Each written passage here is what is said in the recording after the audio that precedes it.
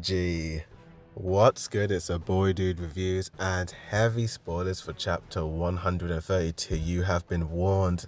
And yeah, this chapter has finally dropped out. It's dropped out a little bit later compared to last month's chapter. It was released a lot earlier last month, but this chapter has just been released and oh wow, I was not expecting this. I was not expecting this. This is definitely, without a doubt, the best chapters so far of Attack on Titan, and it gets better and better. And let's just kind of like do a rundown. And before I do a rundown, I gotta warn you guys that I'm not gonna be using any of the manga panels. I'll probably use a little bit here and there, but I'll just be doing like a little discussion on what's been happening because copyrights, and I can't be using the Attack on Titan manga, so I'll just use images to kind of like illustrate what I'm saying and all that jazz. You know how it is. My previous video did get terminated and taken down because I used images of like the Attack on Titan manga, so that kind of sucks, but oh well, here we go.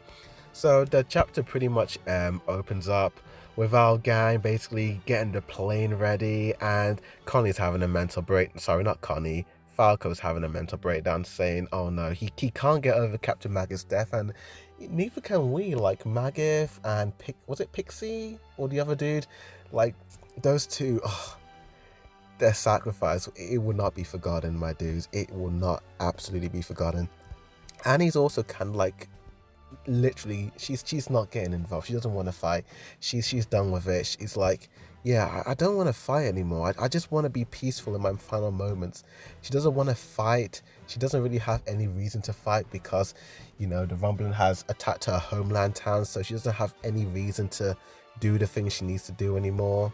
And then you have like Mikasa and like saying you don't have to do any more painful things anymore, and it's a nice turnaround from like season 1 when those two were like freaking at each other's heads, and now Mikasa's the one to kind of like reassure Annie that no more fighting anymore, girl. That's enough. You know, you've done your bit, you've done it, we're done. And then Annie's also like commenting on Mikasa not wearing the scarf, and she's like, yeah, I've got it, but you know, I don't really wear it anymore. And then Annie's just like, how are you going to stop Eren? What are you going to do? And she's like, I'm not going to kill Eren. I'm going to bring him back.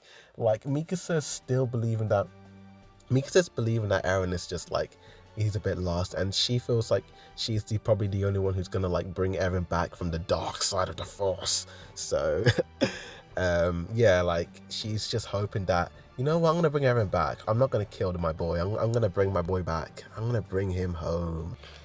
Sleeping Beauty has just awoken, and he's like, yeah, let's take down Eren, let's do it. And then Armin's like, whoa, get more rest, my bro. And then you have the cart tie and Peck being like, I want to join you guys, I have nothing else to do. Then we get a little flashback from the perspective of Liana, I think that's her name, and they're discussing I feel like this is like a week before Eren's plan to get in contact with Zeke and all that jazz, and she's basically explaining all this to our main survey corps dudes and dudettes. And as she's explaining all this, she's basically saying how Zeke's plan failed, and how like the only solution was the euthanasia plan, and Hanji's basically like thinking over how like Eren didn't present any like solution or hope, and it just made her realize how powerless she was in the end of all things. And it's really doom and gloom for everyone, to be honest with you. And then the next day happens, and then we've got our Avengers, Titans and non-Titans and Levi all like lining up in a row about to take down the ultimate villain, their boy Eren Yeager. Rana's feeling bad and apologizing to Annie, saying that how if he'd had just, you know, gone back, Rhino and Bertol and Annie would have been back home, and Bertol would have been alive. And then they have a very touching moment. They hug and say goodbye to one another. And yeah, it looks like this might be the last time they see each other, because Armin and Annie have this little exchange, and then she just leaves, and it's really sad. And yeah, Hanji is basically debating on whether Captain Erwin and the rest who died in their time are looking down on them. out of the blue and unexpectedly, we have our boy Flotch battered, shot, and just bloodied. He shoots the plane engines and they're like, we can't fly anymore. Hanji and the gang rush over to Flotch, and yeah, it's a pretty sad end. Obviously they're able to cover the holes on the plane, but then Flotch has the final few words, telling everyone and begging everyone to not stop Eren, saying that Eren is the devil, the only hope for humanity. And then you have Hanji being like, oh, he's dead, that's it. But as Flotch said, even, they can't give up now, they just can't.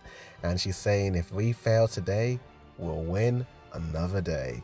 And then all of a sudden the Titans are suddenly here. The rumbling has finally come to this island, and yeah, flip, these guys are they need to get out. And yeah, then you have Reiner and Armin basically fighting over who should take down and stop them. And then Reiner's like, Armin is the only hope on taking down Eren because he's the colossal Titan. But Nahan just like, you two just shut up, I'm gonna do it, I'm gonna do it.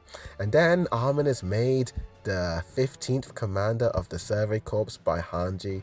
And yeah, it looks like this is it for Hanji. And yeah, it's kind of a weird, bleak goodbye. She's like, yep, bye, no hugs, no kisses, no nothing. It's like she's just going off on a picnic, or like, going to see the relatives, and like she'll be back next week. But nah, this is it, this is her end. And it's very unceremonious, if that's the right word to say.